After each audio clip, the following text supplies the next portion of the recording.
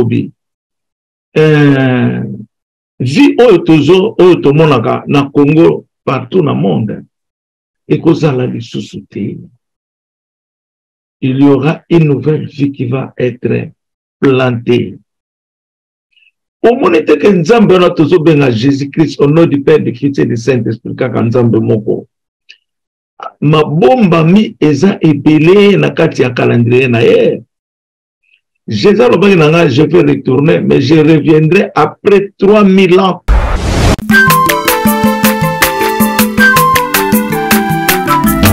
Azamwana motote, boa kosangai, abongwa ni pete, boa wangata, Nzambe ya le Nazarien, le Nazarien, le Nazarien, le Nazarien. Atako babakola ki mafuta na musakolimo lelo ya yobolingo bateli le Nazareth lipamboli oyo mona na katempeni mama kandelobi koleke mapapu masope mafuta tokokisitana longo na Nzambe oyo mabenga na makomi kitoko oyo tikoyembela notre Père de l'éternité. Bazali koina kombo ya Elinzeza, bazali koboya kombo ya Elinzeza, ata balingi yo te, ozali moponami, ozali bolingo ya Nzambe, kembo na Yesu. Merci les chantres de l'éternel na nzembo kitoko. Bien aimé, tokomi siko na ngonga na biso oyo toliaka, bilei na biso ya molimo, tofungola matoi spirituel na biso pona kooka liloba, tofungola misu spirituel na biso pona komona vérité ya liloba, pe tofungola mitema na biso po ete liloba akovanda kati na mitema na biso. Na yango na peuple de Dieu, tokoyamba oyo azali le roi des rois, oyo azali tabernacle ya Nzambe, oyo azali sanctuaire ya Nzambe, oyo azali loboko ya Nzambe, Papa Emmanuel David Elinzeza. Bana oyo bazali na nzala, bazali na posa ya kolia bilei omemeli biso na mokolo ya lelo, liloba epesameli yo le roi des rois, na kombo ya tata, ya mwana, pe ya molimo mosantu. Amen. Alléluia. Amen. Amen. Merci mingi mama Deborah pour na opesa biso liloba. Na moment oyo tozana kati ya révélation ya Jésus-Christ oyo ezali parole de la vie. Tomboli pe ba chantre na biso oyo bayembi banzembo kitoko pona lokumu ya Nzambe.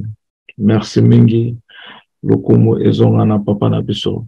Tomboli pe ba invité ba pasteur biso nyonso to ba na Nzambe pona kozwa bénédiction oyo tant mosusu toyebi tant mosusu toyebi yango te eyaka ntango nini emanifestaka koma ndenge nini toko vivre révélation na biso tokosenga. Merci na Nzambe. Merci Seigneur Père de gloire, le Dieu des armées, Alpha et l'Oméga, le commencement, la vie, le commencement, la fin. Il n'y a que toi, l'Alpha et l'Oméga, le commencement qui est la vie, le commencement qui est la fin. Le même commencement, qui est le premier et le dernier, le même commencement qui est la fin. Merci Seigneur, nous tenons toujours notre compte en toi parce que tu es celui qui a créé toutes choses au commencement. Toute chose vient au commencement parce que nul n'a été existé. Il n'y a que toi qui es le premier qui fait toutes ces choses, pas par le conseil de qui que ce soit, mais par toi-même qui est mieux que mieux. Il n'y a qu'un conseil de Dieu. C'est ainsi que nous t'écoutons. Comme tu nous as révélé encore, tu as dit aux apôtres, ce n'est pas vous qui m'appelez, mais c'est moi qui vous appelle. C'est la même chose comme nous vivons ici dans le monde. Toute personne qui est née dans le monde est appelée par toi. Avant que nous vivons entre la possession de nos parents, d'abord, nous vivons entre ta main. Nous vivons entre toi-même. Et tu nous envoies là où se trouvent les corps que tu as désignés pour accueillir tes enfants, en commençant du ciel, en commençant là où se trouve l'or, or, toutes les choses, parce que tu es l'or. Tu es le royaume de la vérité. Ainsi demande l'Éternel que nous sachions que Jésus-Christ est l'alpha et l'oméga, le premier, le dernier, le commencement et la fin. Ici dans le royaume, notre Seigneur nous a enseigné Jésus-Christ qui est le commencement, qui est la vie, et le commencement qui est la fin. Parce que nous vivons une vie là-dedans. Aujourd'hui, nous venons d'être ensemble à une nouvelle vie qui a déjà commencé.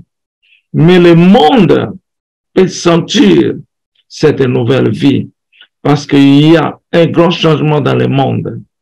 C'est ainsi qu'aujourd'hui, Père, devant ton trône de sa majesté, nous te disons que ton nom est notre gloire. Ton nom est notre protection. Ton nom devient notre pardon. Ton nom devient notre présence à toutes nos actions. Là où nous vivons, là où nous manifestons nos activités, car le royaume de David est à Paris, à celui qui s'appelle Jésus-Christ de Nazareth. Nous vivons un nouveau monde de Dieu. Nous vivons un nouveau tabernacle de l'Éternel. Parce qu'en l'ancien temps, le tabernacle était immatériel, d'où on a fait ensemble les histoires selon la volonté de Dieu. Mais aujourd'hui, le tabernacle est devenu fonctionnel et différemment a changé sa forme, qui devient l'homme spirituel que Dieu a voulu. C'est lui-même Jésus-Christ de Nazareth, qui est venu pour sa deuxième position, pour juger le monde au nom d'Emmanuel, une forme que les uns les autres ne prennent pas l'attention, parce qu'il est venu, il n'attire pas l'attention des hommes.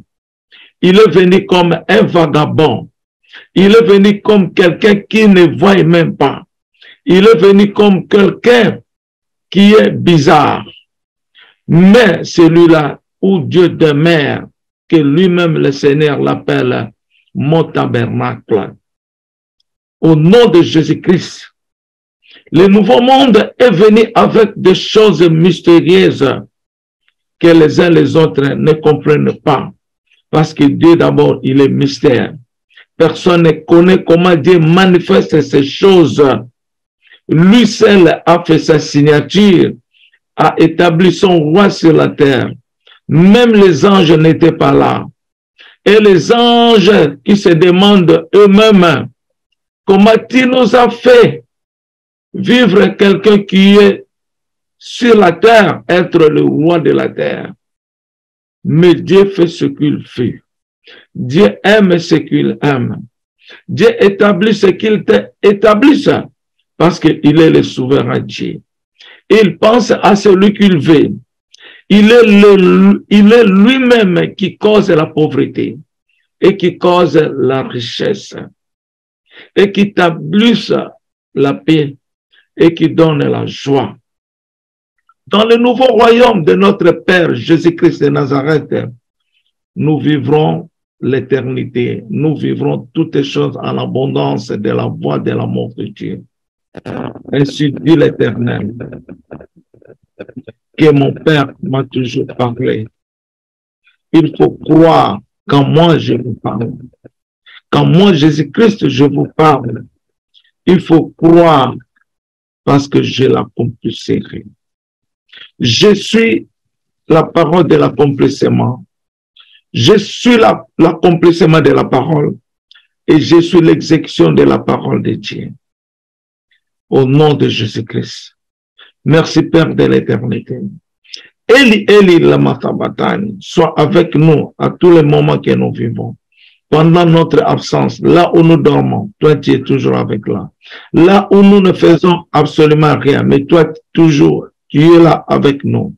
Manifeste tes bontés qui sont spirituelles devant nous, tes compassions qui sont toujours longues, éternelles devant nous, papa. Ne nous laissez pas traîner comme ça, parce que le royaume n'est pas à distance avec l'homme. Nous vivons le royaume de la vérité. Rien que la vérité. Aujourd'hui, nous vivons un nouveau monde. Nous vivons le monde de la vérité. Un monde incomparable avec l'ancien monde. Un monde qui est venu du monde partiel et qui est devenu un monde parfait. Au nom de Jésus-Christ. Merci, Père de l'éternité. À ton nom puissant. Eli, Eli, lama sabachthani, que nous vivons la vérité. Vive la vérité de notre Dieu le Tout-Puissant. C'est son trône en son cœur. Na kombo na Yesu tolobi amen. Amen. Amen. Amen.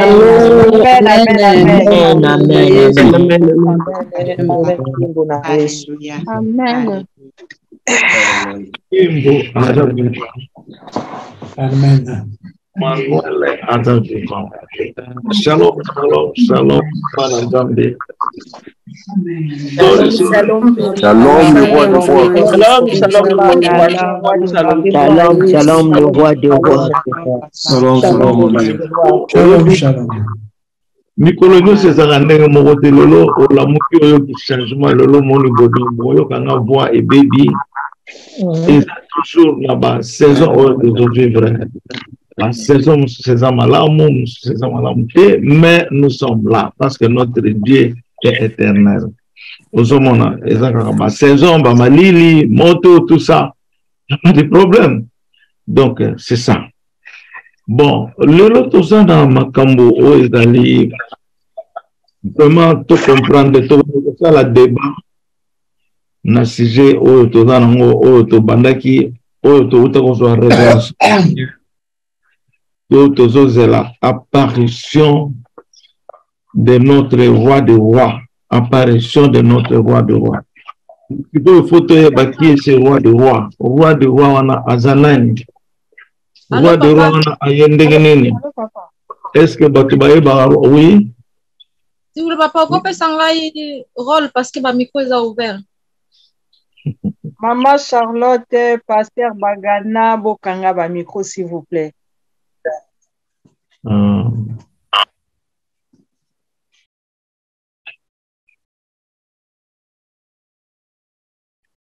Alléluia. Kembo na Yesu. Voilà. Donc, tozali na session moko o eza lelo eza na ntina parce que au moni Jésus alobaki il faut chercher le royaume de Dieu. Alobaki te chercher pour connaître le royaume de Dieu. Mais alobi chercher le royaume de Dieu. Alobi lisusu vous trouverez la vérité et la vérité vous affranchira. Quand vous trouvez la vérité, ça devient le vôtre, la vôtre. Et ça va t'affranchir. Comment t'affranchir? Vous allez voir la gloire de Dieu. Exemple, étant où Jésus a l'obaki na famille à Lazare. Pour un bozo lela yeba yoka ki ma koti na kulela. Alobaki il faut na kondima. Puna kuyeba kembo ya Nzambe. Puna kumona gloire ya Nzambe. Tanga lobaki Lazare lamuka basepelaki esengo etondaki na mitema. Nous dans le royaume eloko eza nyonso na nyonso eza kondima. Sans croire ozana eloko te. Ate eza pembeni na yo. Soki Daniel azalaki na kondima te, alingaki akufa na libulu ya lion. To trésor na ye oyo bapesaki mapamboli na ye, alingaki azwango te, alingaki kende libela. Et ça na valeur moko ya prophétie moko nzamba lobela ki ngai zela tokende nano na thème ya lelo. Thème ya lelo ezali pour le nouveau monde. Ainsi dit l'Éternel, je suis l'alpha et l'oméga, le commencement et la fin. Ça c'est le terme d'aujourd'hui. Alpha et l'oméga. Alpha et l'oméga. Le premier, la fin, le commencement, le premier, le dernier, le commencement, la fin. Pour la nini toloba kaka alpha et l'oméga. Alpha et l'oméga. Il nous loba nini. Est-ce que nde yangona tina na soto za lelo yango yo? Poto yeba alpha et l'oméga. Ezali nani? Elobi nini? Qu'est-ce que cela veut dire? Position na ezandenge nini? Parce que la connaissance naïf sebinelo moko. Likambo ba bengi connaissance eleki richesse, eleki mutu azana mbongo. O ba bengi connaissance. O tozo benga na lingala mayele. Parce que connaissance est wutaka na nzambe. Connaissance est dans la robanga nzambe. Otozo benga sagesse. Ce qui oza na connaissance te oye ba pe ko répondre batute. Biso toza na États-Unis, Europe, Afrique du Sud, partout ba Congolais bazali. Australie, partout ils sont là. Mais au moment batu mingi bazana kacha bamboka oyo bamsuba fandi lokola bazana ba village. Vrai ou faux? Bamsuba fandi lokola azalaka kaka na Congo na niveau ya village. Kutu mtana na village aza bien. Pona nini balingi ko découvrir te. Muto ya uti na Congo structure na ye oya uteki na ngo. Yango na ko vivre na ngona kacha famille na ye. Akuninga a découvrir na mboka wana ndenge zate. Akuninga ayeba te bato baliaka ndenge nini pona comparer na mboka na nga. Ya zakaka na oyo ye ayebi. Azana ndenge mususu te siko tango bakendeke na vacances soki ake vacances na Congo. Tango bakotala ye bana o baza kono bazotala aye nini. Eloko nini na Congo o bato bamonaka outi poto oyo yoko ya nango eza matériel. Eza matériel. O bato bamonaka ke oye nango po basepela eza matériel. Eza connaissance te. Loba na yo ataki Congo yo lingo loba atachi loba baza nango ntina te. Bango bangi bamona matériel. Ba carboni o eza otindaki na mai. Mais ceux qui ont la connaissance te ato tindaki 10 véhicules, ato tindaki 100 véhicules, ça va disparaître. Pour y éviter. Mais ceux qui ont quitté la connaissance, connaissance na yo et bandi alpha et l'oméga, un commencement d'une nouvelle vie. Au tien nzambe na yo Jésus-Christ, azala na yo na kati po yaza le commencement de toutes choses. Le dernier ou la fin. Alpha et l'oméga, le commencement qui est la vie. Le commencement qui est la fin. C'est là où nous sommes aujourd'hui. Mais ce qu'on a la Bible, parce que Jésus l'a dit, nous ne parlons pas des choses qui sont cachées, mais qui ont été réservées pour la fin des temps. Donc, nous avons fait à Salima Kamuna ye oiza pona tango yo, pona tango akalate.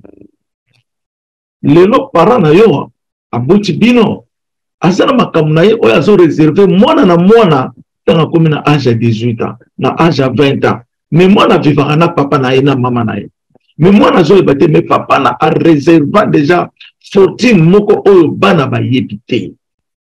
Tanga koma na âge moko boye, papa bandi ko bilimisa. C'est la même chose. Le monde ancien, il faut vivre 950 ans, 800, mais les lois, donc ça a changé. Donc nous avons changé ma cambo. Tabernacle, c'est matériel. Les lois sont matériels. Et comme Moutou et l'Inzeza, et le Moranga, on a le tabernacle de l'Éternel. Et c'est le déchérubin. Dans le bango clair. Le déchérubin, au kiko mona bangote. Ce qui nous a balingi au mona bango. Babimaka na forme ya ba ange loup. Ba yebi eloko nyonso. Ezo vivre na kati ya mutoyo. Ba kisi yozo mela. Ba yebi na ba kombo ya ba kisi. Ba yebi dose ya ba kisi na yebi sabino likamoko sende na bikolo ba wana te wana eza vie privé na yo. Osomona. Donc cette connaissance est bandaka ya sika. Et commis fin. Et quelque chose on a une nouvelle connaissance, une nouvelle vie. Message nous commençons une nouvelle vie. Mais une nouvelle vie. Ozomona, nzamba lobi. Vie toujours na Congo partout dans le monde. Et kozala lisusuté. Il y aura une nouvelle vie qui va être plantée. Au moment que Nzambe na tozo benga Jésus-Christ au nom du Père, du Fils et du Saint-Esprit kaka Nzambe moko. Ma bomba mi eza ebele na kati ya calendrier na ye. Jésus lobaki nanga je vais retourner mais je reviendrai après 3000 ans. Wana boyoka yango je pense. 3000 ans il va retourner. Akotia biso na transition. Il y a un nouveau monde encore. Tout le monde a reçu l'écoloté, ma belloté. Nous serons autre part. Transition. À Sali Moutou, na transaction, il y a ma belé. Il y a on a na kacha prière nanga. L'homme a vécu à Dieu, mais Dieu l'a envoyé à deux corps. Ce qui moi c'est azate, moi na voyate, faut moi c'est azala, enveloppe pour na moi na abima. Donc, rôle ya moi si, moi ça porteur. Osomona, mais Moubali, les autorités, na moi. Tu vois, donc, bilon de photos hier, que Alpha et l'Oméga, ezali sanctification moko, puissance, pour bien parler, c'est une puissance divine. C'est une puissance divine. On a yekoli mingi na papa na likolo. Na yekoli mingi na likolo pe na mabele papa na mabe. Na olaksa yo ba secret ya likolo pe ba secret ya mabele. C'est la puissance de Alpha et l'Oméga. Ozomona. Siko tokena na prophétie tokena na puissance Alpha l'Oméga après tokena na prophétie oyo nanga na ebisa bino nanu oeza important so bon to kende wana to pemela na wana parce que pour tout le bango po batu bayeba apparition ngo ya ndenge nini e ozala ndenge nini bon to yebi ke ozala en un clin d'œil ngolo ba muta oyeba te e oya brusquement nde batu ba ko sepela mingi papa memelo cadeau oyeba gite ofongoli god na yo moni cadeau za kuna en un clin d'œil oyeba gite o sepela mingi ke baye biso na o memela yo boye oso ye oye bien o deso beti na ba calcul bon tokena zera nazo ka prophétie moko a po ona nazo eza 2-3 jours awa nazo ka prophétie moko wa février mois de février au mars, la révélation de novembre.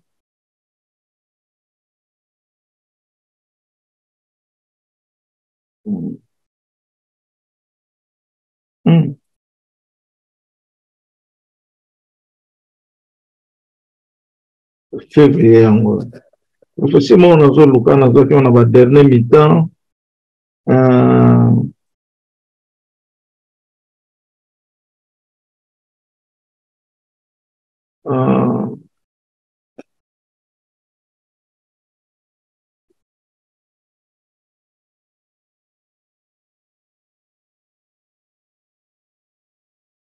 yango na zwi awa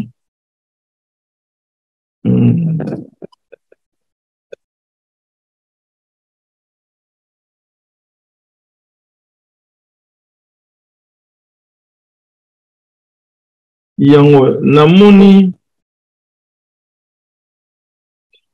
na leki wana lundi le 27 février 2023 ngai nazoloba na kati ya prophétie oyo beaucoup plus na lingaka foi na ngai ekoma moko na Nzambe. Na répéter, beaucoup plus na lingaka foi na ngai ekoma moko na Nzambe. Amen. Kembo na Yesu.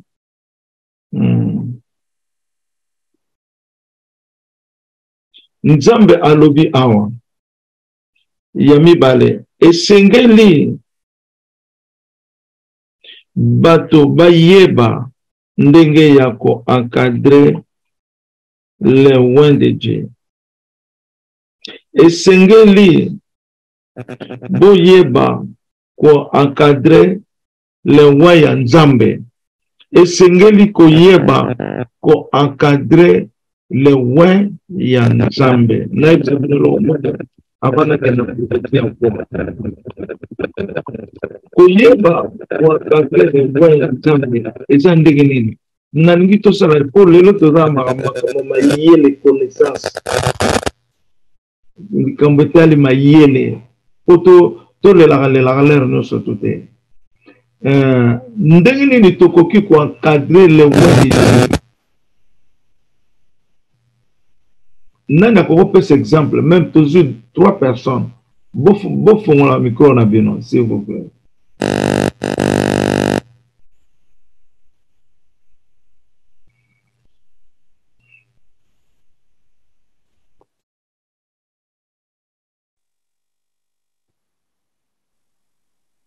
Shalom papa.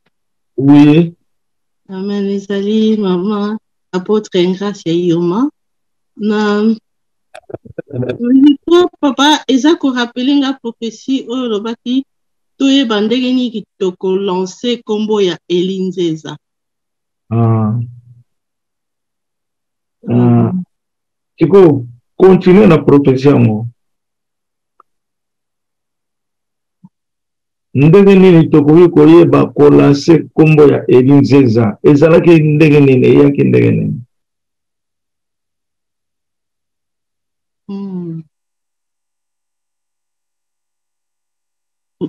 Ah, je ne me rappelle pas. Vraiment. Je ne me rappelle pas. Tokokoza maman. Amen. Maman Déborah. Merci maman Ioma. Et gracia. Maman Déborah, ngana yebi ko yebi prophétie wana. Poko expliquer biso. Abato kene na loin de Dieu. Allô papa, prophétie wana eyaki donc ozana nantina koloba date te donc dolobaka contenu na date te nazoluka ndenge yelaki nazo confondre mibale oyo omimonisamaki photo na yo mimonisamaki na wana yango te nazo confondre zana luka na mususu ba obetika ngana loba. Amen papa. Tika ngana loba au nom de Jésus Nzamba lobi to yeba ndenge ya ko lancer pe ko respecter kombo ya Elinzeza. Pamba te kombo ya Elinzeza ekolobama na mokili mobimba. Nzamba lobi prophétie eyaka na science na yango. Ngai moko penza mbala giseki ngai ke na moni obanda na bakote ya Chine mokili mobimba Europe bazotambola na photo ya Elinzeza image bazotambola na ngo na ba race nyonso ya monde bazotambola na kombo ya elinzeza. Yango na Nzambe alobi fo boyeba ndenge ya kolanse yango elingo loba nini pe boyeba ndenge ya korespecte yango. Soki oyebi kolanse yango te fo yekola ndenge ya kolanse kombo ya elinzeza. Boyeba pe ndenge ya korespecte yango. Soki oyebi ndenge ya korespecte yango te obandi kotia moto na kati na yo soki oyebi korespecte yango te. Na sansi nini korespecte te elingo loba muto oyo azwa yango lokola blague, azwa yango lokola liseki, aza komanke respect. Oyebi papa na nga loba oyo akomodiri yo amimodiri ye moko, oyo akosilika na yo amitie malédiction na kati ya vie na ye. C'est par là ozomona okoyeba te oloba mabe ata ngai te nayebisa bino. Nous tous nous sommes les images de Dieu. Nous portons l'image de Dieu. Tozaba deminza banzambe a miniature. Naloba ngola nyonso. Nana koloba ke azana image nzambe te. Nani oyo koloba ke na ba Congolais aza makila Yesu te. Ozomona Congo a souffrir na ignorance kaka. Congo a souffrir na kozanga koyeba, manque de connaissance. Manque de connaissance. Okozala epai 10 000 personnes bali baza pasi na ville moko za malheureuse. Mais soko yebi Nzambe o souffrir te, o vivre bien parce que tu as la connaissance. Totala ba américain mingi awa akende musala ya tongo militaire asala kana kati ya ndaku na ye. Mais c'est un millionnaire. C'est la tête.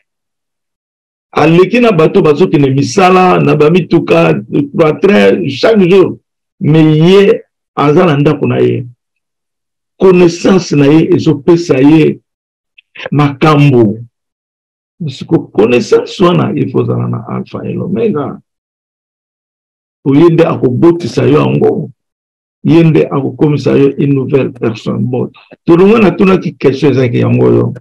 Ndenge nini tokoki ko encadrer le loin de Dieu. Qui peut répondre ça? Ndenge nini tokoki ko encadrer le loin de Dieu. Après tout que nana likamba foi. Nde tokoyeba alpha et l'omega.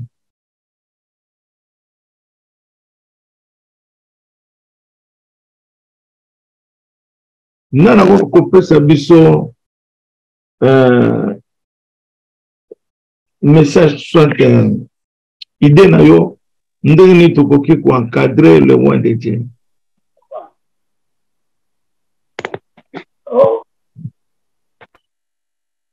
Allô? Allô? Bokanga ba. Hein? Le pasteur Moïse. Ah, pasteur qui est ça? Et la dernière fois,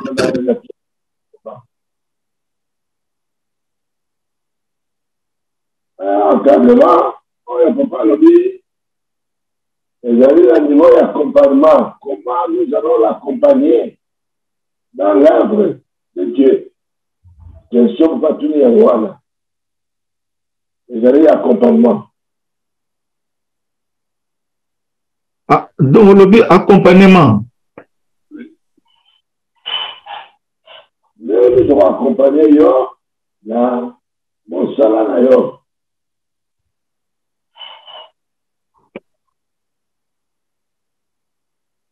Amen. Amen, papa. Merci, pasteur. Nani susa koki koloba na panzi ya pasteur nani?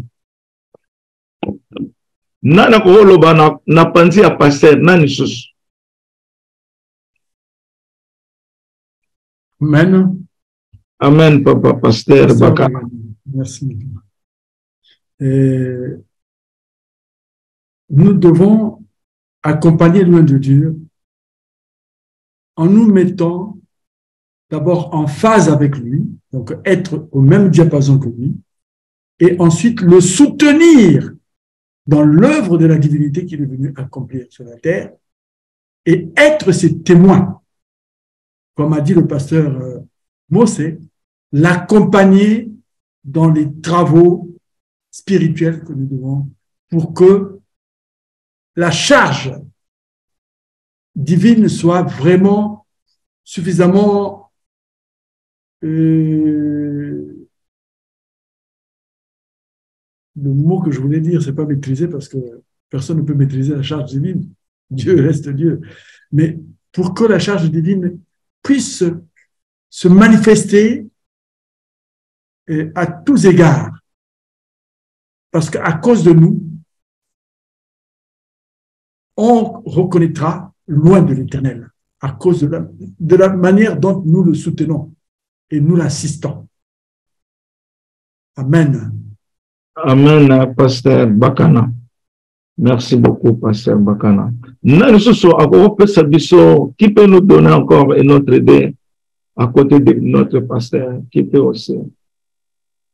Allô, papa? Oui. Maman Mabundi. Pour encadrer point de Dieu, les alliés biso bao tozana mission na ye, sengelito soutenir ye spirituellement, moralement, financièrement dans tous les domaines de sa vie. La mission oyo yazana nguna biso.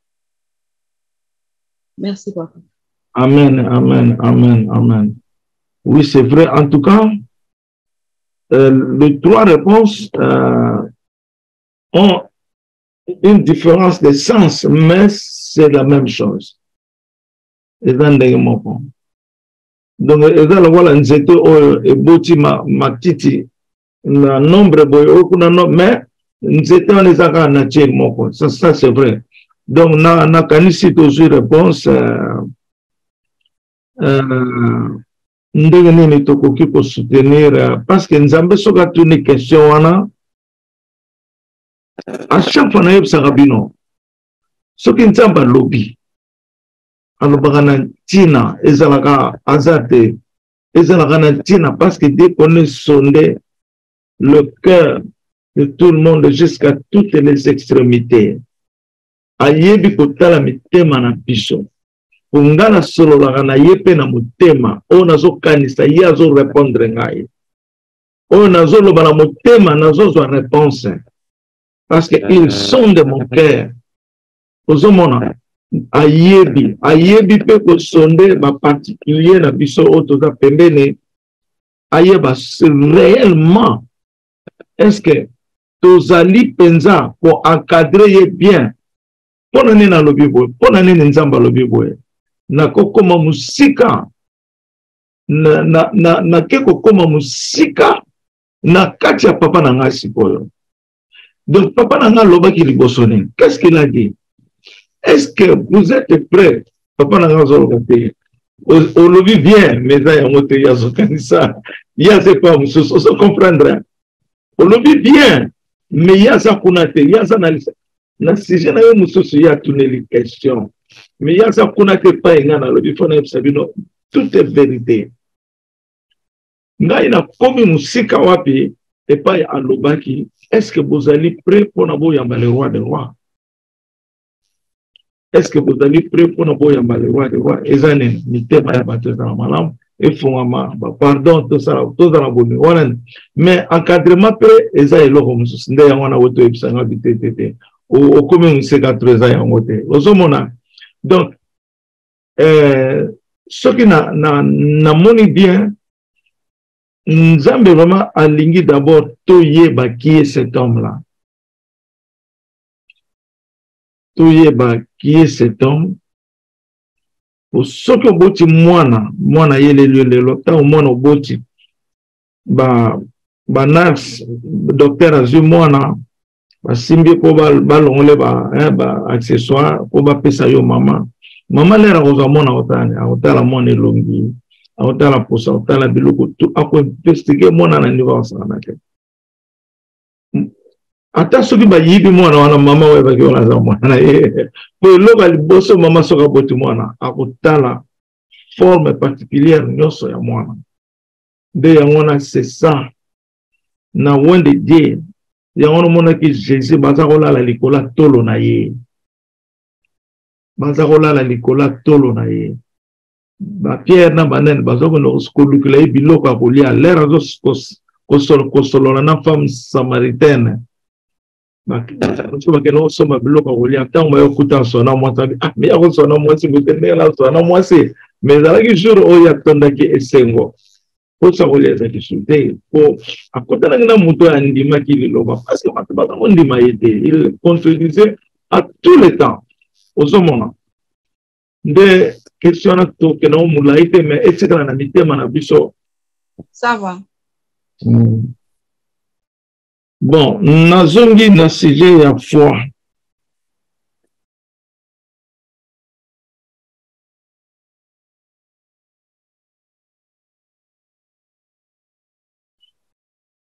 Nazongi na sujet de foi oyo nga mona lobi. Beaucoup plus na lingaka foi na ngai ekoma moko na Nzambe. Beaucoup plus na lingi foi na nga ekoma moko na Nzambe. Ekoma moko na Nzambe ngolo banini. Ekoma moko na Nzambe po na ngai. Po eza ngai. Nzambe azali Nzambe. Mais po na nga ekoma moko na Nzambe elingolo banini. Elingolo ba soki na kanisi yo songolo. Etouché yo. Nzamba touché yo mbala moko. Mono obengi ngai. Soki yo kanisi papa Eli abengi yo. Na kanisa ki yo obengi yo pe. Oso comprendre. Foi na yo ekomi moko na Nzambe. Donc ezur réalité na Nzambe. Si tu foi na yo ekoma moko na Nzambe, qu'est-ce que tu dois faire? Eloko nene kombataka foi. Nana kopesa biso eloko nene ekombataka foi, eloko nene endiraka foi. Toujours nanu mutu moko.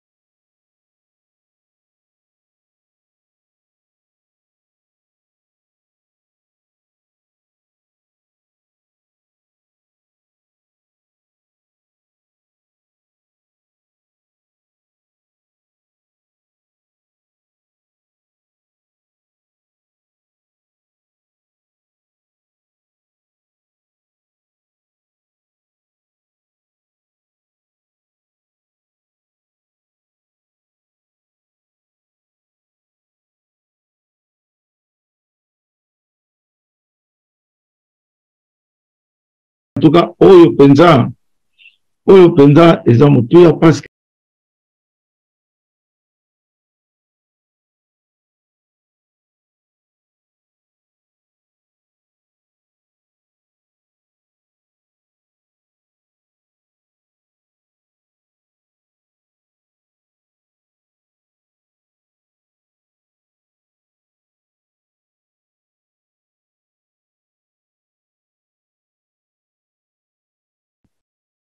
famille, copain, copine, oso comprendre, hein? Donc,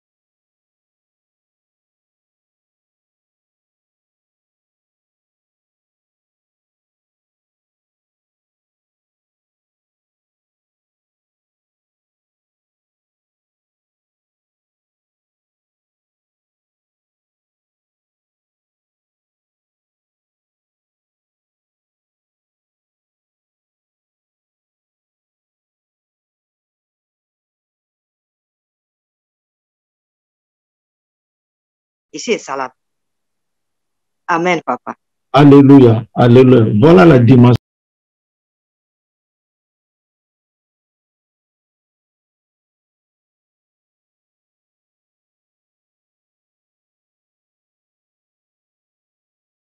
L'homme à notre image, à notre ressemblance dans la Bible est comme ça.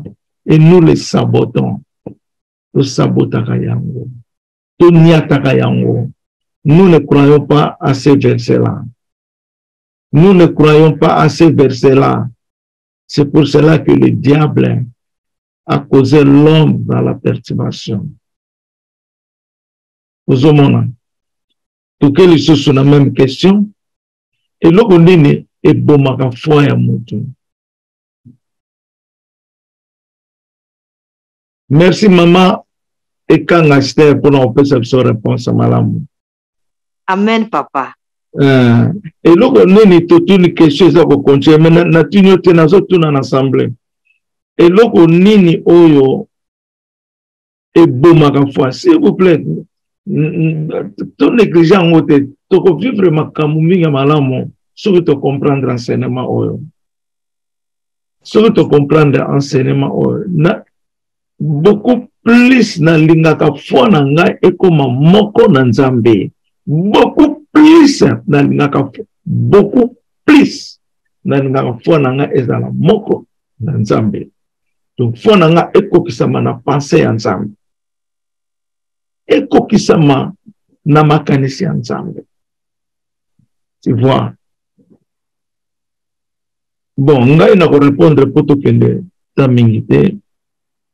Donc, il y a une simple solution. Maman, papa, papa, soba, alobelo, papa, soba, azar, angera, na katia royaume. Donc, mon 6 mois après, papa, soba, banote, abisawa.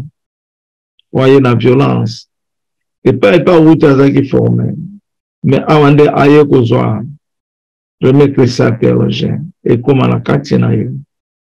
Aux hommes, mais aponama na ye na royaume, parce qu'il cherche le royaume. Cherchez le royaume et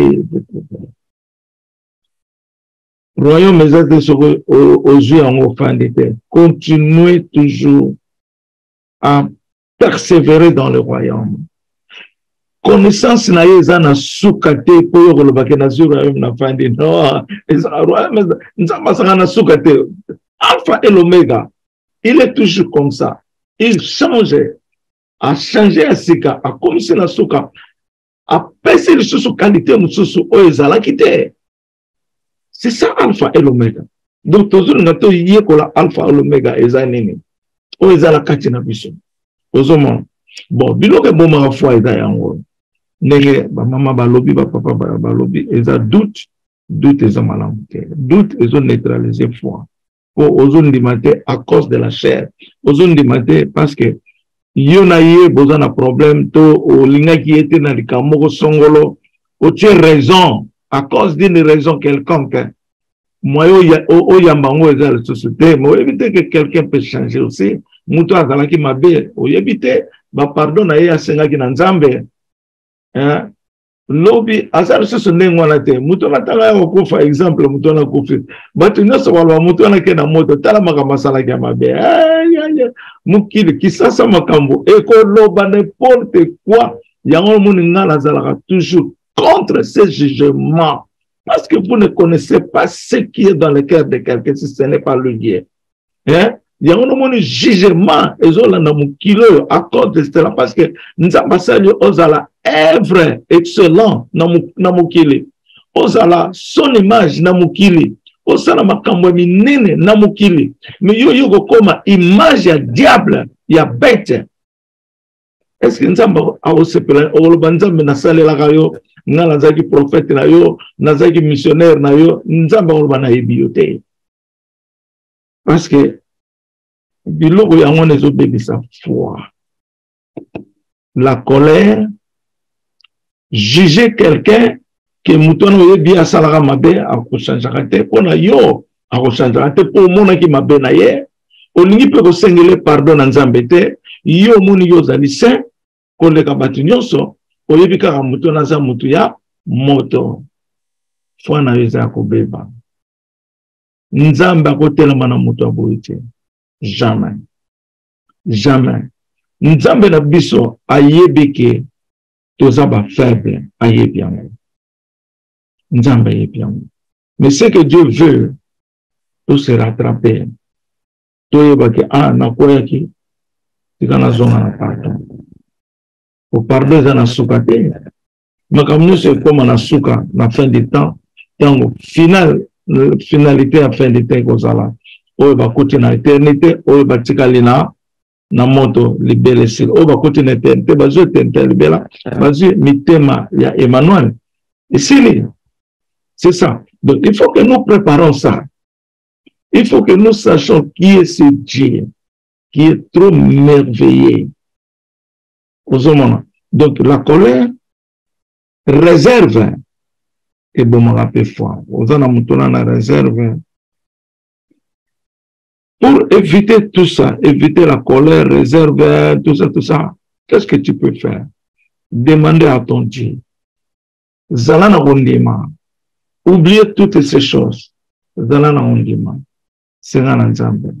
Nzambe na lingina initier na songolo. Na lingina initier vina na songolo. Na ngito sala commerce ya boye na mutu. Na ngina bano sambela na songolo. Na lingito zala campagne moko na songolo. Na groupe moko boye. Nzambe pesanga état d'âme na biso.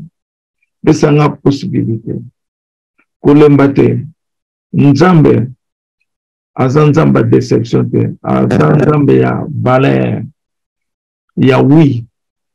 Nzambe a quoi atteindre yo na niveau de sénat yo. Et là monsieur ko senga nzambe na likamana na tamso mona nzambe pe a répondre yo te parce que nzambe a yebi nini a réservé ki pona yo. Donc toujours il faut to banokende ainsi dit l'Éternel que la volonté de Dieu soit faite. Toujours il faut to banokende que la volonté de Dieu soit faite au nom de Jésus-Christ. Il ne faut pas que la volonté de Dieu soit faite. Parler au nom de Jésus-Christ comme purification, signature. Donc, nakani si tu comprendre, mutaza na réserve na makamu na yo, aoza na fuate, nde yangona nzamba lobi, soki ozelaka likambo, likambo na okozwa yango te. Mais soki ozala kondima, likambo na ekokomela yo. C'est la foi. Parce que les Cambodgiens osozela, osozela mutuka, to business to nini, mais ezali spirituel d'abord. Les Cambodgiens osozela, ezali spirituel. Pour connexion spirituelle, et comme moko na nzambe, po nzambe a créé yango, yo ozango matériel. Exemple, ozela kamona, nano botite. Mena yebisa ya solo. Soko na conviction na yo makasi. Tamu soko tu peux obosana na yo, menzamba bosani te makambo senga ye. Tu as oublié totalement. Menzambe a bosana te. Dieu n'oublie pas. Pour toi, Dieu n'oublie jamais. Nzamba bosana te. Mais tant yo sana kondima na yo, un jour, au même moment, Nzamba koki ko retarder na ba raison o Nzamba lingi yangona toloba que la volonté de Dieu soit faite au nom de Jésus. Nzamba koki retarder yo na cause ya likambo o ya lingi. Mais Nzambe akopesa yo. Et là on est yo zela pour attendre la réponse de Dieu. Ce que je réponds pour Nzamba ko sa tête c'est ça.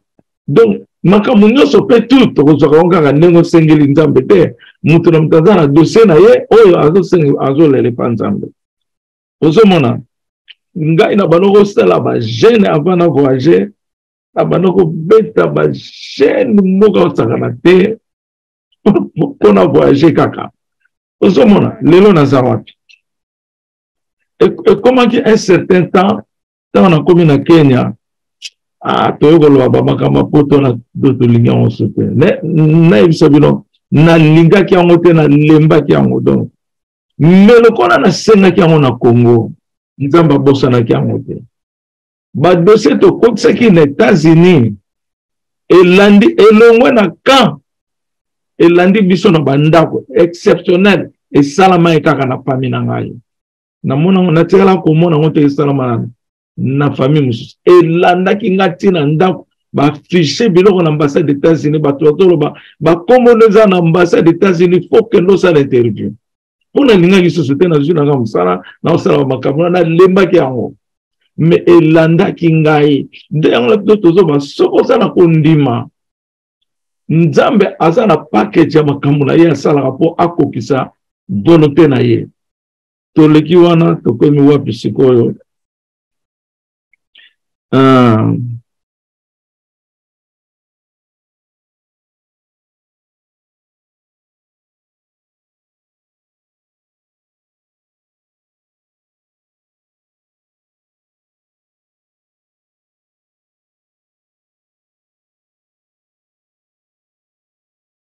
bon, awa na moni trompette za pembe na yeko mona lisusu chiffre 6 et na likolo ya trompette ezo bakisa biso nini trompette za wana na se ya pembe pona nene za couleur ya pembe trompette za laka couleur d'or. Pourquoi trompette comme il y a pembe? Qui peut répondre ça? Il faut que la peine à couleur, hein? Tout le monde couleur na couleur est dans comme nango, et modèle na modèle nango. Si quoi trompette ya pembe et bingoloba nini? Alors, trompette pembe. Oui, papa Ali.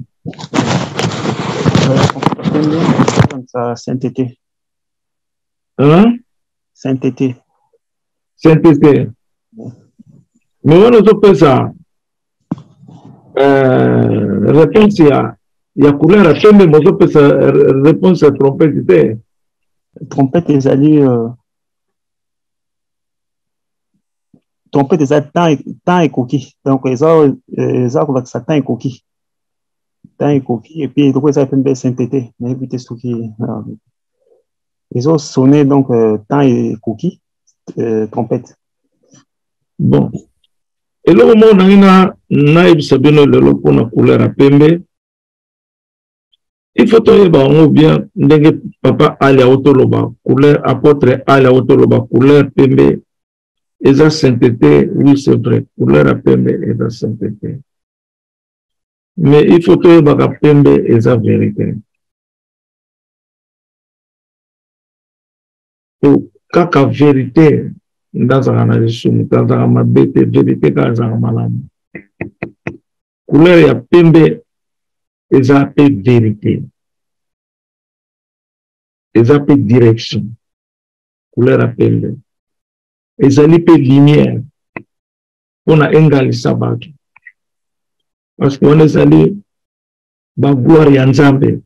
Eza ba gloire ya nzambe. Ozomona. Ndenge Bible zoloba couleur pembe za sainte eza pe sainte ndenge Bible zoloba na Matthieu 7 verset 27 ba saint ya nzambe na tango asuka ba aux autorités supérieures likolo ya autorité nyonso ya mabele ba saint ya nzambe ba pembe ya nzambe o baza pembe ya nzambe pembe longolo ba saint na autorité ya nzambe. C'est ça. Ce que tu as lobby trompette, d'ailleurs, papa a le lobby. Trompette. Papa a le lobby, trompette des années. Alors, papa, on a vu que trompette des années, donc, tango et coquille. Trompette des années, tango et coquille. Trompette des années, tango et coquille. Non, au moment où donc le bâtard me coquille me bâtard mon attend les autres pour rater vrai faux au moni tant vous sortez aux ratés ensemble nata mutu ensemble nata mutu sandenge mon côté ensemble soka fandi na bureau na ye ce qui a tourné pour azwa papier oyo Tam c'est ça là, 6 mois. On a au compte de retourner à son. Donc, t'as un ensemble de choses en mais en fait, que nous avons eu un bateau à Yebian. Nous avons eu un bateau à Tamukuse à Yebi.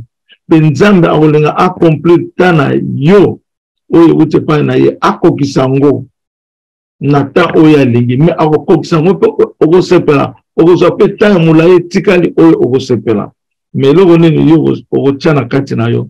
Les alliés foi n'a eu comme un bon comme beaucoup plus, j'aimerais que ma foi devienne un avec Dieu. C'est ça. Aux hommes, on a ni le son qui est celui qui m'a trompette. N'a rien de ce que Dieu qui m'a trompette et belé.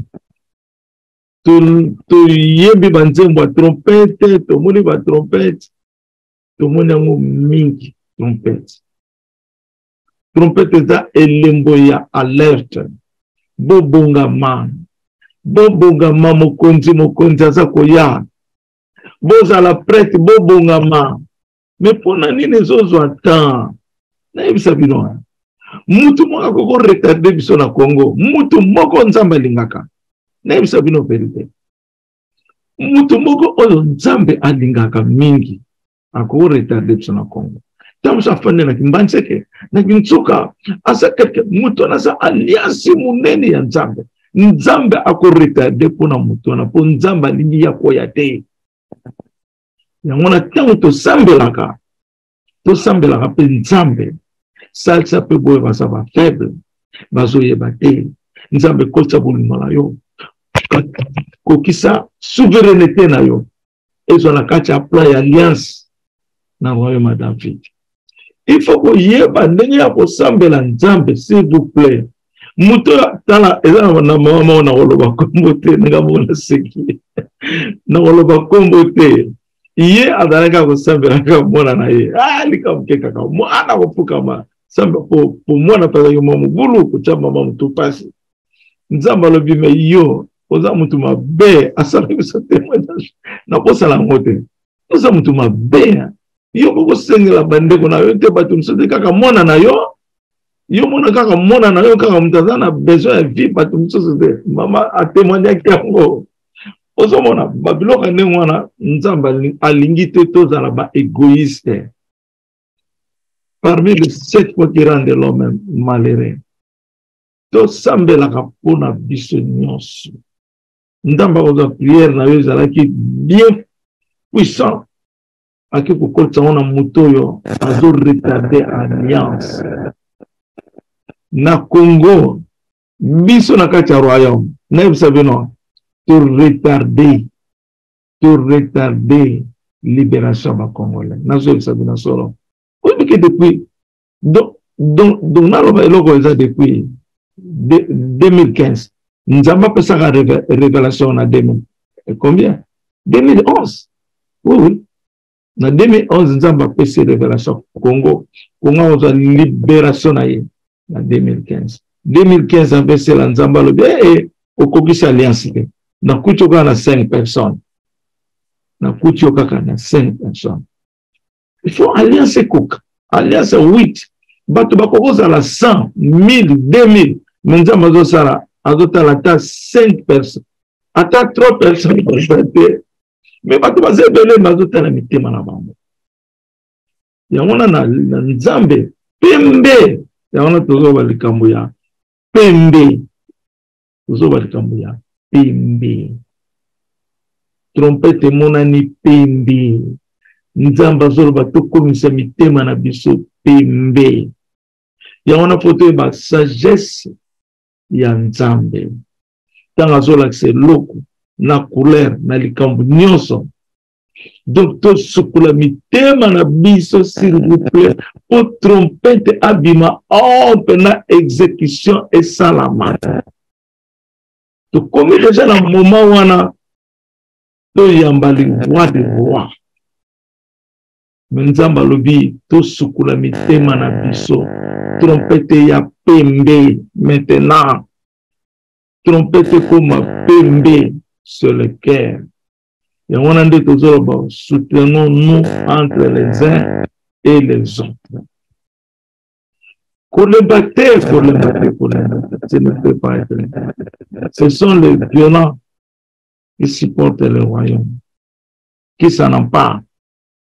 C'est pas grave, violent. Atabazo bundiso ndenge kolembate ozoma likambo foi tozo mususu na likambo ya foi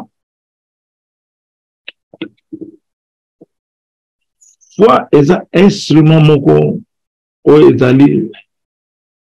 eza invisible mais nzamba mona kongo ezali le pain de vie efandi na kati na yo na forme ya trône na nzambe nde yango na tozoloba nalingaka foi na nga beaucoup plus j'aime ma foi ekoma moko na nzambe foi eza forme ya le pain de vie ekoma moko na nzambe po nzambe aza le pain de vie ekoma moko omona succès ya foi eza ndenge nini Jésus tango azoloba Mama Canaïenne, moi, n'a esprit.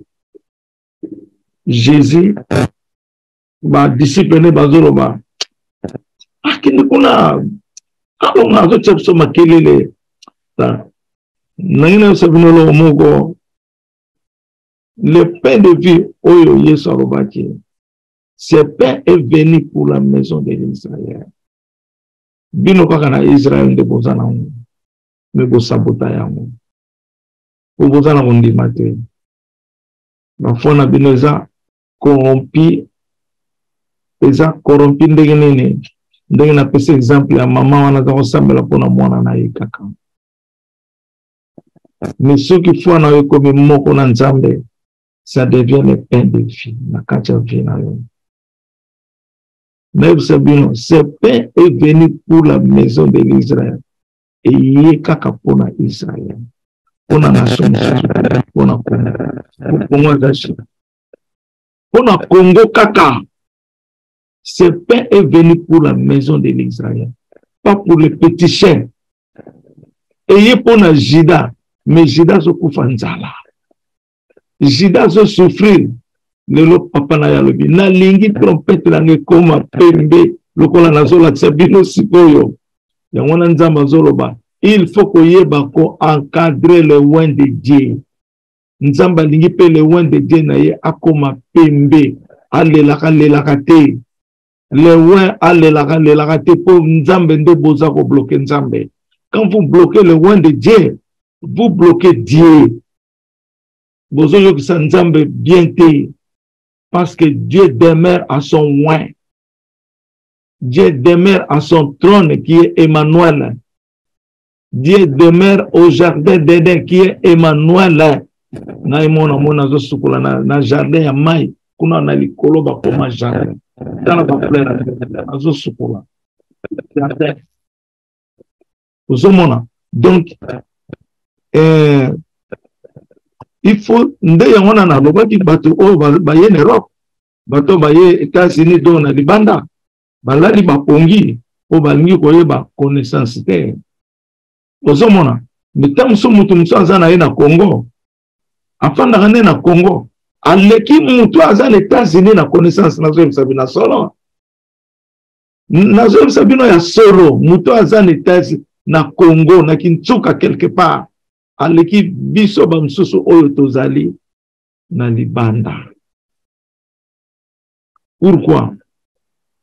Ezali cerveau na yene zomina asa na connaissance belé ba connaissance msusu ki aye koto bindele ba exploiter yango nangile toye baka iloko yo l'exploitation des nouveaux systèmes du monde dans la technologie oui il y a uta eza ko kendezali eza na ba congolais ba richesse na biso ba yiba yango connaissance na biso ba yiba yango lelo zo tonga ba vie zo tonga ba mboka oyo e wuta na Congo na Israël e wuta na Congo na zo ebisa bina so Congo za aga platform yelo ona mboka mtutu exacte eza na Congo ngai partout na voyager par exemple mboka ni congolais oyo osala nini qu'est-ce que tu es venu faire ici? Oui, au sein de l'Union. Qu'est-ce que tu fais ici? Mais c'est vrai. Bamibali, na lobi ba mama kutute. Bamibali na Congo. Bolala pongi. Problème na bino eza ko loba. Makambo eza ngantina. Mais richesse eza na Congo. Ngana vivre na richesse na pande na zamba. Na tamboli Congo mobimba. Na sali perroquet. Na su perroquet na sombi na $10. Na kowati na teki na $800. Ah. Moko tazaki na stratégie wana. Na traverser na bango na zu mukanda permis d'exportation. Nazo loke loko ne mayele ne na kosala pona zambo. Nazala ndeko te na poto. Mais na zu kaka mayele. Na richesse mboko na so. Bandi na 10 perroquets. Na teki na zongi. Na Khartoum na teki na $400. Na sombi litsala. Na ba risque. Ya kozwa ba velo ko lolo. Obi vi faut souffrir. Vi au gros on est terre. Il y a une fois connaissance et comme notre Seigneur des Seigneurs, le roi des rois. Jésus-Christ a souffert. Il a abandonné le ciel pour venir. Ici, c'est la terre de la souffrance, là où se trouvent les péchés. Alors, il y a papa ya beba. C'était un travail. C'était un travail. Bazo landaya zo kima. Bazo rejeté, les rejetons. Jusqu'à ce qu'il a gagné sa victoire. Eli lama tatabani a gagné kiyango. Yemoko a longi kukufa pe akosekwa. Yemoko mi sekwe par la puissance divine ya Saint-Esprit.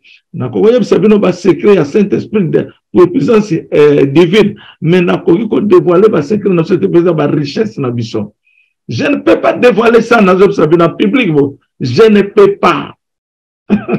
Nakolo bakangote hein nde wana Wakanda botali troisième film sokini Wakanda mais na uto ko tali sabino bato bakotambola likolo ya mai oyo satana imagination ya Wakanda te papa nanga lobaki Wakanda bazo sala business mais oya yeza business mais oya yeza les joie na Israël. Ce pain est venu pour la maison de l'Israël. Mais bien besoin de négliger pain wana. T'as un exemple. Total exemple. Ce pain n'est pas venu pour le petit chien. Maman na moni gaza petit chien pour les Israélites. Abi na ko liata mikuwa na bino pona intérêt mwana na yazala softe. Na étrangère. Azoni nga softe mwana na ye. Bino ba Congolais. Malamu tumba mwana na yo. Po yo sepela okende. Qu'est-ce que c'est ça? Bino ba Congolais, vous avez toute richesse en vous là. Vous les négligez. Hein? On n'a pas fier de l'équipe mingi. Hein? On n'a pas fier de l'équipe mingi. Botie makamuna bino banzoto na bino liboso. Eza mutu moko na koloba kombote, akoyoka nga plus tard. Nzamba lobi mutu alaza kitoko, malinga ko lakse kitoko na yete. Nana mona te. Kitoko. Mais alinga amona ontina te. Wa bata boye baza mingi te. Baza kotanga. Tu vois, nzamba lobi akipaka ngote. Akipaka nzambe na ye. Nzambe na ye nde vrai kitoko na ye. Tango yote nzambe na yo liboso na yo. Na linga kafua na ngeza la ndege moko na ya nzambe. Ya wana nde tozoloba. Abandonnez le matériel. Allez en esprit. Et l'esprit va nourrir le matériel. Et l'esprit deviendra aussi matériel. L'homme se voit à l'homme qui est matériel. Tu vois? Le sens de la vérité, c'est la connaissance. Si tout le monde trompette, il y a pembe. Dans le chiffre 6, dans le chiffre 6, ils ont l'acceptionné. L'écolo y a trompette, ils ont l'acceptionné. Mukili ya sika déjà c'est monanaki dans Zambé. Le nouveau monde, c'est le symbole 6. Mukili égale 6. 6 jours de la création. Royaume de David égale 6. 6 déclarations, 6 lois et représentant le royaume de David. La connaissance, c'est une importance na kacha vina yo, même tu n'as pas l'argent, mais tu es heureuse à cause de la connaissance. Il est le pain de vie. Ce pain est venu pour la maison de l'Israël. Qui est ce pain? Ce que nous savons qui on manque de connaissances. Ce pain est venu. Lui-même Jésus qui est ce pain. Mais tant que moi si on a andimi que a comme mbopo alia mikuwa Jésus le bifo na yoni isalisiyo. Est-ce que Jésus semble qui pour moi si on a non non directement moi na ça qui demo bimi ndako yem se bilo ngana sala kate. Vous connaissez ça. Hein? Boye bien. Faut que ça qui vantarde. Faut que comme ça papa na biso. Poyenda pesa ngo. Mais biso tozo vivre ngo. Bino pe bozo vivre ngo na royaume. Mutolo kola mama Deborah exemple. Mama Deborah testaki fo na ye. Alobi na lingi papa Elinzeza abenga ngana sambela na ye. Je veux que papa Elinzeza abenga azo senga na nzambe directement dans une fond na komeli na lobia. Est-ce que vous allez prêt pour te prier sikoyo? À ce message, il y a ça busika na France, na dans les États-Unis. To benga ni pe na fonite na komeli. Est-ce que vous allez prêt? To sambela.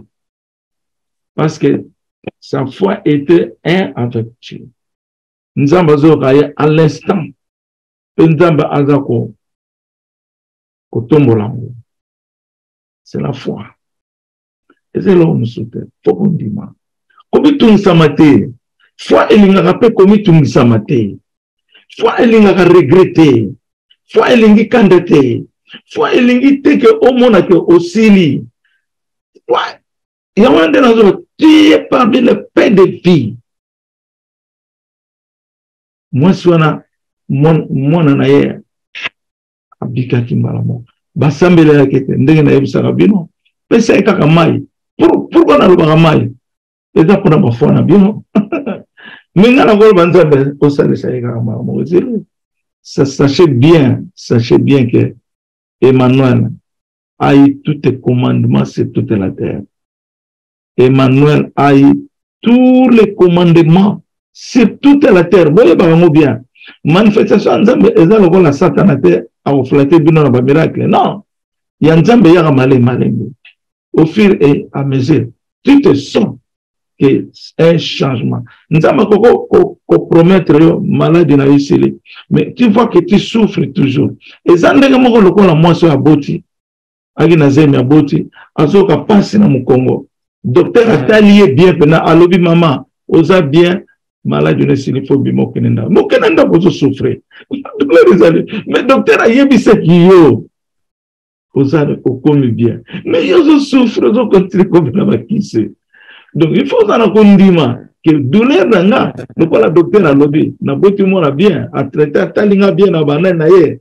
Na kobika parce que il y a esprit et il y a kamalembe ti ekokisa makana cher. Faut esprit et il y a kokota tina nzoto asala makambu na ye. C'est ça la foi. Foi ko lobate que parce que Dieu t'a promis, ils ont balancé selon les cas na ba makambu tele. Tu vois? Bon, toke na wapi? Toka na alpha et l'oméga. Tozoki na alpha et l'oméga. Otoyeba et si quand nous sommes commis osa le nouveau départ en Jésus-Christ de Nazareth, le nouveau départ, le nouveau commencement, c'est une nouvelle vie en toi dans le monde de Jésus-Christ.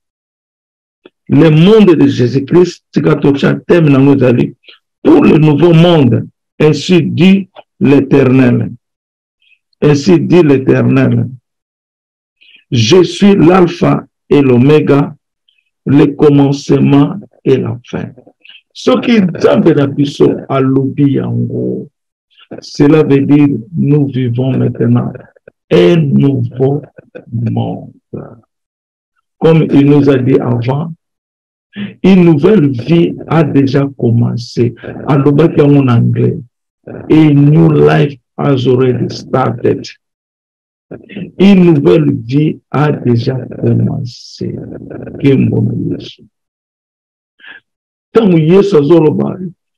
Je suis l'alpha et l'oméga, le commencement et la fin, le premier et le dernier.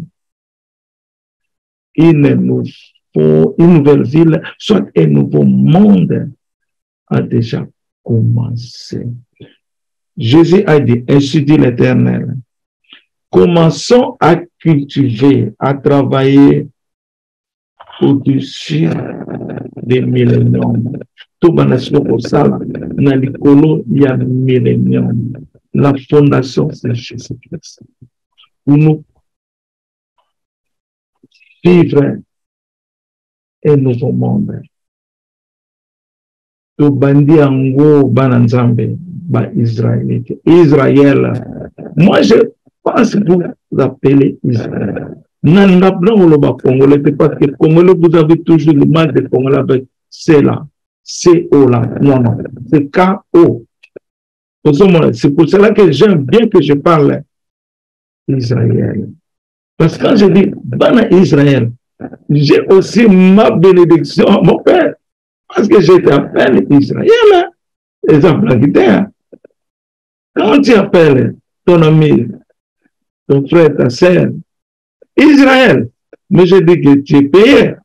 Parce que c'est là où Dieu a beaucoup aimé. Dieu a créé toutes les choses en Israël. Et Israël, c'est à son cœur. Vive la vérité de Dieu. C'est son trône à son cœur. Donc, enseignement au déjà c'est Totangi, pour comparer Alpha et l'Oméga, c'est quoi Azanan. Nagoye Sabino Nano, Tokotanga Nano, Bible, Papa, Pasteur Bakana, Tangela Bisonano, Apocalypse 21, de 1 à 7. Mais on doit parler au verset 3.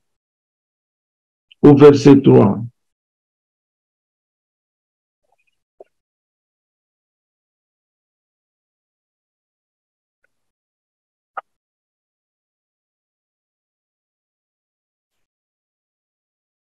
Amen.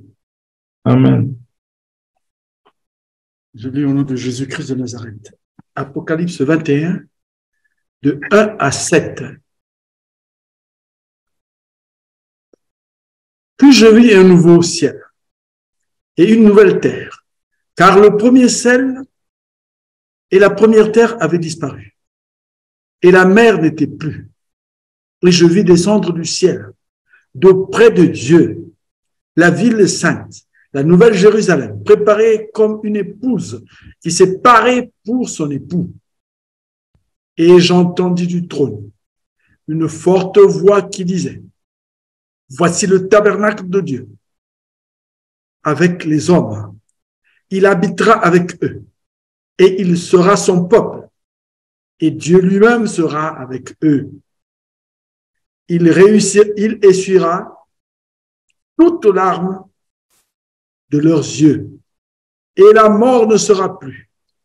Il n'y aura plus ni deuil, ni cri, ni douleur, car les premières choses ont disparu. Et celui qui est assis sur le trône dit, voici, je fais toutes choses nouvelles. Et il dit, écris, car ces paroles sont certaines et véritables. Il me dit, c'est fait, je suis l'alpha et l'oméga, le commencement et la fin. À celui qui a soif, je donnerai de la source de la vie, gratuitement. Celui qui vaincra héritera ces choses, je serai son Dieu et il sera mon fils. Amen. Amen, amen, amen. Tu peux toquer la prophétie. Toquer la prophétie pour tout le monde. Prophétie ayant la science, La parole de divinité aux Bible. Nous, dans le royaume, on a eu la définition de la Bible. La définition de la Bible, c'est quoi? C'est un livre essentiel de toute vérité, de la vérité. La Bible, c'est le livre essentiel de la vérité. Ça, c'est la définition de Yoka, la première Christ théologien. Donc, le premier verset, au nom de Jésus-Christ, puis je vis un nouveau ciel et une nouvelle terre, car le premier ciel et la première terre avaient disparu, et la mer n'était plus. Oyo ezali sagesse sa parole, et de l'obélabiso boya. Je vis un nouveau ciel, Nicolo Yassika, et une nouvelle terre, Mabele Yassika. Car le premier ciel et la première terre avaient, cela veut dire, et la mer n'était plus. Cela veut dire. Et c'est Naoto Sabino Oya mer, Batabano Tambola Nicola mer. Le Colama est le sous-souterrain, comme la mer n'existe plus. C'est ça. Token na Nicolo. Nzamba lobali nanga soki yo komi na Congo tango na tuni nzamba abana kende Congo na tuni nzamba lakisa nga na Congo na voyager elembo nini ozopesa ngai soki na komi na Congo elembo nini okoki kopesa nga nzamba lobali nanga soko komi na Congo likolo ekiti na mabele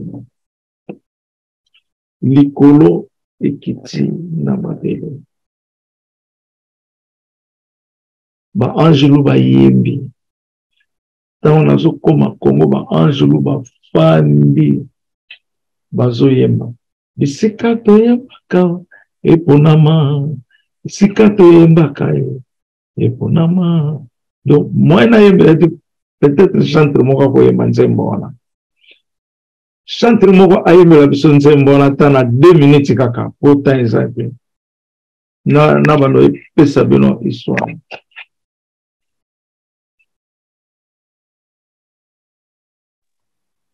Amen. Kembo na Yesu. Hosana, hosana. Bisika toyembaka o eponama. Bisika toyembaka o eponama. Bisika toyembaka o eponama.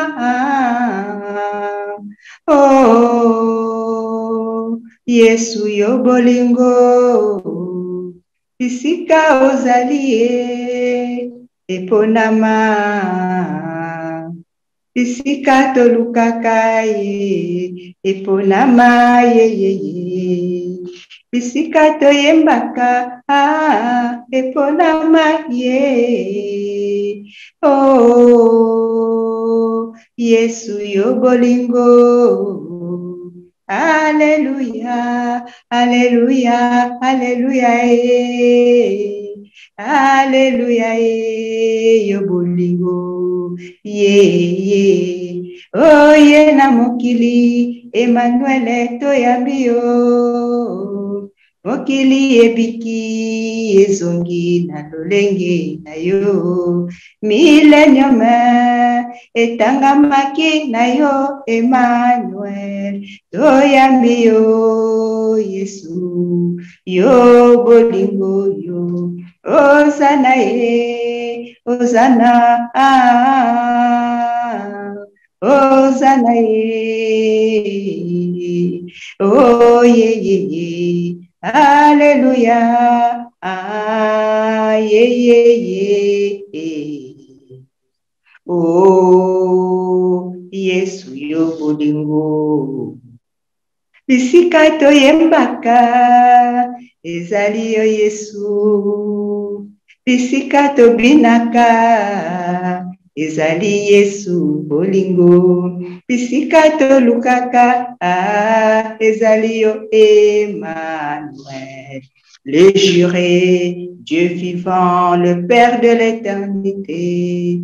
Hosanna, Alléluia, Alléluia.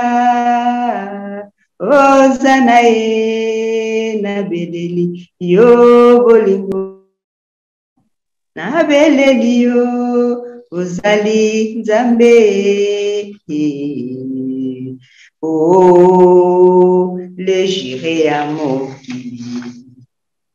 Tango ekoki, banana yo bakozela yo.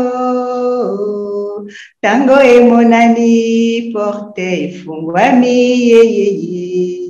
Toyambi yo, tokoti na kati na yo bolingo. Tobeleli yo, zana, ye. Opesi biso, bolingo ya Nzambe. Na makila, na promesse ya Saint-Esprit. Tobeleli yo, Hosanna.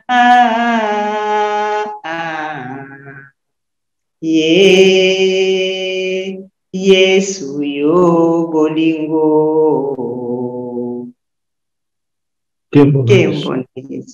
Alléluia. Alléluia. Merci beaucoup, Chante, pour nos chansons Oyo. Dès na mona ki ba angelo bazo mbabaki na mabele bakiti na mabele. Et sali ndenge moko ta onazaki na âge ya 12 ans. Na fandaki na ndako na biso. Na ki na chambre na ba heure ya 19h pour ngezate. Dès na mona ki apparition ya ba angelo nyonso. Ba ki koyamba ngai na âge ya 12 ans. Bazala koyemba nzembo. Soyez le bienvenu sur la terre de Dieu. Na ba trombone. Na yebaka ke likolo ekitaki na mabele déjà parce que nzamba uti likolo alandi mona na. Omoni nzamba pesa biso promesse ya 6e ciel. Alobi okomema bango na 6e ciel. 6e ciel awa na mabele parce que likolo kiti na mabele. Likolo ezali spirituel pour dire. Likolo ezali spirituel, eza matérialité. Likamu nyonso eza na likolo esalama spirituel. Siko spirituel ekiti awa na mabele. Yango na Bible ezoloba le ciel a disparu. Parce que nyonso ekiti awa déjà. Mais tozomona ngote. Mais tokoki ko vivre yango. Mais ça ne dit pas likolo o nzamba zali ezate o ezali langage de la sagesse ya nzambe. Likolo wana ezali o mona kango kaka. Mais likolo o ezali ba service ya likolo. Ba makambo likaka na likolo et c'est qui dit déjà na mabele. Je suis le témoin. Tenge papa na ngazo kitsa arme céleste. Bazo kita na bangomba na bisika nyos ba ye même na ndako na ngao. Baye, bazo tindika porte po bakota. Ngala boy, Saint-Esprit, pongo la bango baye lelo pesa bango biloga olia. Biloga olia na bango na pesa ki bango. Na muni bango bazanza wana libanda. Arme céleste. Ezana mosali moko ya nzambe kongole na oloba kombo te. Jésus akendaki pena na église na ye, atie ba croix rouge. Atie kombo na ye croix rouge bokota ke église te. Ce que boso kota ngo bokozana pasi na vina bino. Na tindelaka ye message wana. Tosalaka ngo pe na vidéo po azo na tindele message abenga benga te. Mais na ebisa bino lo moko. Na prophétie oyo totangi oyo. Beaucoup de choses vont changer. Vont disparaître oyakala oyo toyebi na mapele ekozala susu ndenge toyebeli yango te yango na nzamba bisoko komi na Congo likolo ekiti na mapele et puis tokotanga mona apocalypse poto mona mo vraiment que ça réel tozokene male na kena verset et je vis descendre le ciel wana c'est na lobi et je vis descendre le ciel d'auprès de Dieu la ville sainte, la nouvelle Jérusalem, préparée comme une épouse qui s'est parée pour son époux. awa nzamba aza ko préparer nouvelle Jérusalem o Jacques ndaki komona design donc ba sali yango na likolo oya mona ke so kita yo kanti quoi c'est le nouveau Congo, nouveau Israël, nouvelle Israël o yango nde ezali épouse ya Nzambe. Donc o ezali que Nzambe kwa kita na mabele fo liboso mwasi na ye azana préparer. Nde yango na izoki tamingi na Afrique na Israël pour Nzambe alonga etumboyo pona épouse na ye azala préparer pona enlever épouse na ye spirituellement pe akita na ye na mabele oyo tozobe yango transition des nouveaux mondes yango na Jésus azali alpha et l'oméga nde azali ko construire yango azali ko établir yango azali alpha et l'oméga na ke sikoyo na verset 3. Et j'entendis du trône une forte voix qui disait: voici le tabernacle de Dieu avec les hommes. Avec les hommes. Il habitera avec eux et ils seront son peuple. Et Dieu lui-même sera avec eux. C'est vous. Amen.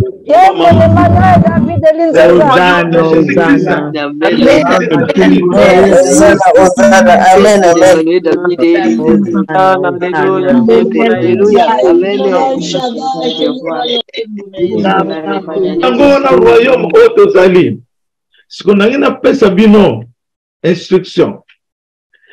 Nakati ya tabernacle zalaki na ba Moïse na tango kala. Nana koki koyebisa biso biloko nene ezalaki na tabernacle ki nani akoyebisa biso ubi ofongola Bible totanga ngo nani akoyebisa biso quelques histoires oyo ezalaki na kati ya tabernacle matériel nalobi bien tabernacle matériel nani poto oyebaki tabernacle ona lelo bozana ye. Amen papa. Amen. Merci mon Dieu mora pona kopesa ngali loba. Na kati ya tabernacle oyo bazaki komema o Moïse azalaki nango. Eloko moko na yebi bato ya Aaron ezalaki wana. Amen. Amen. Bato nini? Bato ya Aaron. Kane ya prophète Aaron. Amen. Amen. Wana kutopesa ngaso bonne nouvelle maman.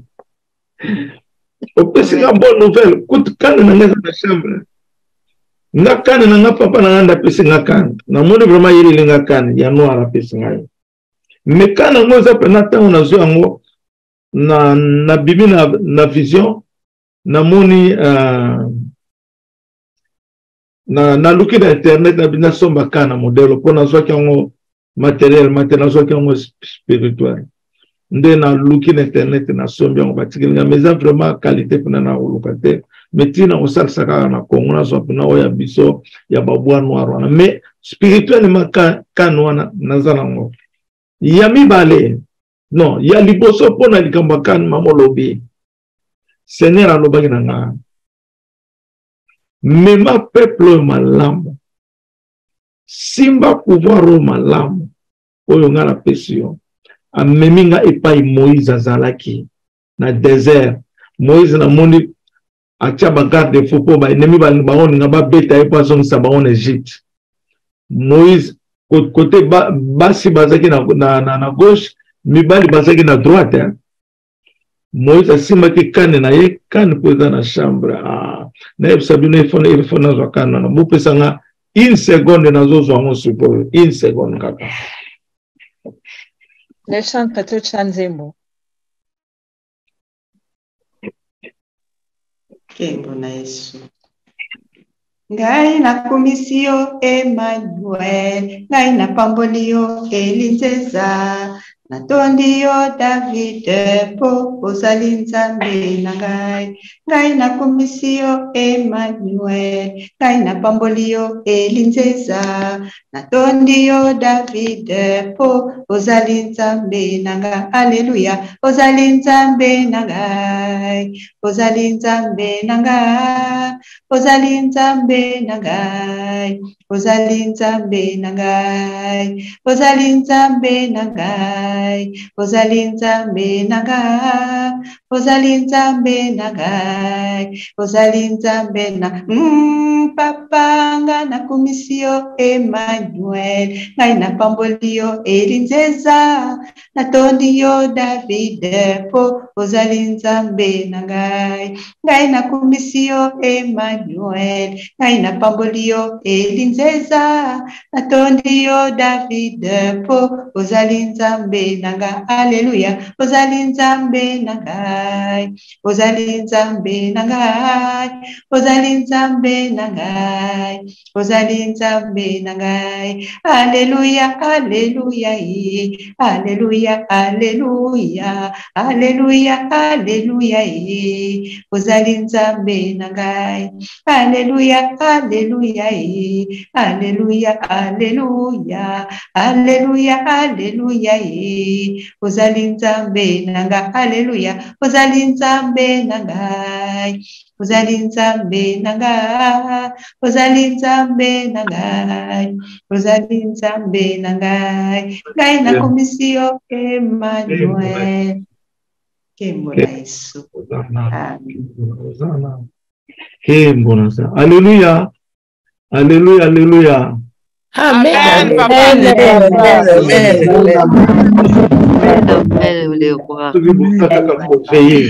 Omoni liloba ifekala na épreuve nango na qualité nango na évidence nango surtout ça témoignage nango peut faire bino pe boza ba témoin toza pe na ba témoignage jamais to fabriquer ka likambo oyo yoki na nzambe te pona bangisa bana nzambe tika na fabriquer loko makanisi personnel non nous parlons de la vérité nzambe alobi nanga amemi nge pa ya Moïse azali na kana mais ça pena forme te za forme c'est ça ba oyo ezalaka kote eza mwa rombo ozomona Moïse bazonga ba frapper pona nini ba botola except oyo asimba kiango papa bakana préparer biso Genèse 49 verset 10 si je me trompe pas 39 donc asimba kiango ko achebu boya hein basaki kolinga ba botola ye yango diable basaki kolinga diable azaki kokotela bango batu wana po ba beta ye ou bien ba boma ye kan oyo azalaki nango ekoya bazwango. C'est ça le sceptre. Merci beaucoup vraiment ma fille Esther et Kanga pour on peut se percevoir révélation ya kanwana ya Aaron. Moïse pe na kanisa salaki nango Aaron pa po esaki bokoko wana po basala nango. Ozomona ndenza balo baki nanga po batela lilobo malamu nde liloba oyo eyaki na symbole ya kano oyo ndenge na simbo boyo oyebi ke jour nga nazwaki kano oyo papa nanga alobi soki mutu ayibi yango akokufa to mutu azwa yango asabota yango akoda ye ozomona donc oyo eza évidence mpona kolakisa ke naza na kati ya tabernacle mpe nga moko naza tabernacle nazopesa bino évidence mosusu oyo penza ya koyeba ke nani susu mutu akoyebisa biso eloko nini ezalaki na kati ya tabernacle nani susu akoyebisa biso nani Amen. Amen. Merci papa kopesa nga liloba ezanga mama Ntunda ezalaki mane ezalaki pe les deux tables de la loi en plus na kano oyo mama alobi nini Des tables de la loi Naman. Table de la loi. Oui, c'est quand même Moïse a commis les 10 commandements. Oui, il y a les 10 commandements. Et dans la Bible, voilà. Amen, maman. Merci. On les a repris sa puissance et divinité. Bon, Nini Soussou, ezaki na kati ya tabernacle. Allô, Amen. papa? Amen.